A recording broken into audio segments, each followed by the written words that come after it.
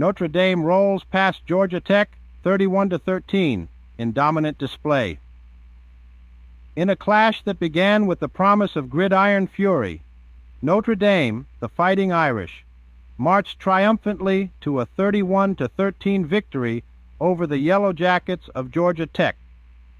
Like a well-tuned symphony, the Irish orchestrated a masterful balance of power and precision, turning the game into a testament of their dominance. The story of the day was written on the ground, where Notre Dame's rushing attack flowed like a mighty river, carving through the Georgia Tech defense, led by the calm and steady hand of quarterback Riley Leonard, who, like a general on the battlefield, passed for 203 yards and guided his troops with the poise of a seasoned leader. Though Leonard threw no touchdowns and was once intercepted, he made up for it with his legs, galloping into the end zone twice, a blur of green and gold as he darted past the swarming Yellow Jackets. Jadarian Price, the swift and elusive back, danced his way to 69 yards on just 8 carries, his longest being a 23-yard sprint that left defenders grasping at air.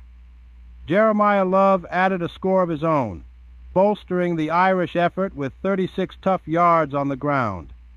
Together, they racked up 168 rushing yards, dictating the pace of the game with every drive, like a relentless tide pushing the Yellow Jackets ever backward.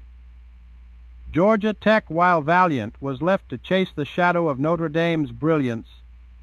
Their charge was led by Zach Pyron, a warrior with an arm of iron, throwing for 269 yards and a touchdown. Pyron's longest strike, a 60-yard bomb to Abdoulaye Janet, provided a moment of hope, a spark in the cold night that briefly flickered before the Irish snuffed it out. But Pyron, though valiant, could not overcome the twin obstacles of Notre Dame's stout defense and his own mistakes, with 2 costly interceptions sealing Georgia Tech's fate. On the ground, the Yellow Jackets were grounded. Like a ship caught in a storm, their run game found no clear path, gaining just 64 yards on 29 attempts. Pyron himself was the leading rusher, scrambling for 45 yards as his team's primary ground threat. The Irish defenders, steadfast and immovable, stopped Georgia Tech's advance at every turn, allowing just 2.2 yards per carry and forcing the Yellow Jackets to fight for every inch of ground. But while Georgia Tech showed flashes of brilliance, they were not enough to overcome Notre Dame's relentless assault. The Yellow Jackets' defense, though fierce, could not contain the methodical onslaught. They recorded 6 tackles for loss, but failed to sack Leonard, and their efforts to force a turnover were thwarted time and again by the calm, unshakable resolve of the Irish offense. In the end, the numbers told the story. Notre Dame controlled the game with 385 total yards to Georgia Tech's 333. Their clock management was impeccable, holding possession for over 35 minutes, slowly wearing down their opponents as the minutes ticked away. It was a performance that spoke not only of strength but of strategy, of a team with eyes set on the future, where greater challenges and greater victories surely await. For Georgia Tech, the road ahead will be long.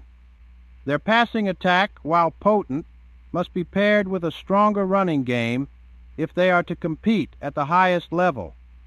And yet, in defeat, there were glimmers of hope, the long passes, the fleeting moments of brilliance that suggested a team capable of more. But this day belonged to Notre Dame, a team whose resolve is as unyielding as the echoes of legends past. As the final whistle blew and the Irish knelt in victory, they did so with the confidence of a team that knows its strength. The journey is long, but with performances like this, the Fighting Irish will continue to forge their path among the titans of college football.